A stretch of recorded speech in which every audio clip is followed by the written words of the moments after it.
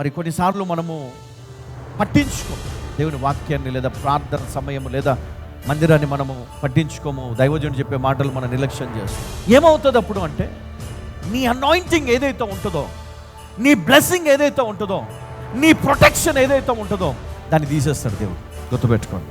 అయ్యో, ఒకప్పుడు నేను బ్లెస్ అయ్యాను కదా, ఒకప్పుడు దేవుడు నేను అడిగింది ఇచ్చాడు కదా, ఒకప్పుడు దేవుడు నన్ను ఈ విధంగా నడిపించాడు కదా, ఇన్ని అద్భుతాలు చేశాడు కదా, ఇన్ని విజన్స్, అన్నీ జీరో అయిపోతాయి.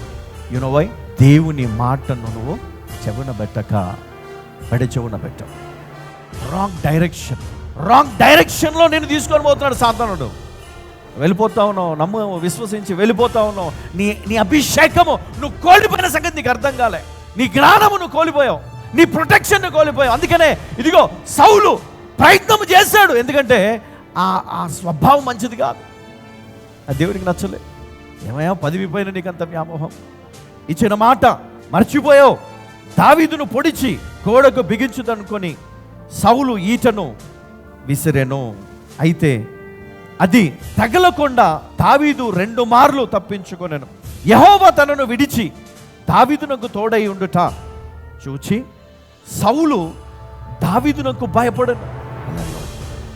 చూడండి, దావీదును లేపాలంటే నిమిషం పట్టదు. కానీ ఇతడు గమనించింది ఏంటంటే, సౌలు దావీదుకు యెహోవా దేవుడు తోడై ఉన్నది గమనించాడు. అందుకు దావీదుకు భయపడ్డనట్లుగా ఇక్కడ మనం చూస్తాం.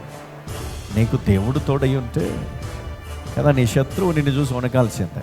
దేవుడు నీకు తోడై ఉంటే నీ శత్రువు నీ పైన విసిరిన బాణములు ఏవి కూడా నీకు తగలవు. ఎందుకు? ఆయన నిన్ను కాపాడుతూ ఉంటాడు, నేను తప్పిస్తూ ఉంటాడు, నీకు తోడుగా ఉండి ఇదిగో నువ్వు వెళ్ళవలసిన మార్గంలో దేవుడు నిన్ను తీసుకొని వెళ్తూ ఉంటాడు. నిజంగా ఎంత గొప్ప దేవుడు కదా.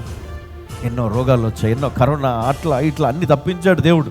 జాగ్రత్త, ప్రతిసారి తప్పిస్తాడు కదా నువ్వు అనుకొని నిర్లక్ష్యం చేసే మనస్సును కలిగి ఉన్నావేమో. ఈరోజు అనుకూలమైన సమయంలో నీ మొరను వినే దేవుడు ఆయన. దేవుడు వింటలేడు అని నువ్వు అనుకోవద్దు. దేవుడు వింటున్నాడు, తప్పక నీకు సహాయం చేస్తాడు. హల్లెలూయా.